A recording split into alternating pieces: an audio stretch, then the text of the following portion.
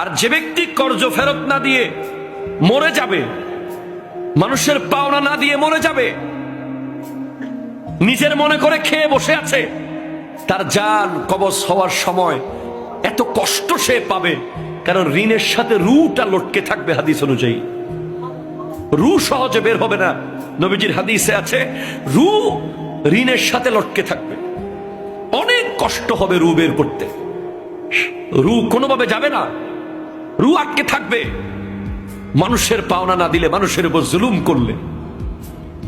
আমরা তো আলহামদুলিল্লাহ নিশ্চিত মনে দোকান থেকে বাজার করি, নেন যা লাগে আপনি টাকা নেন, অসুবিধা নাই, আপনার সাথে দেখা কালকে হচ্ছে।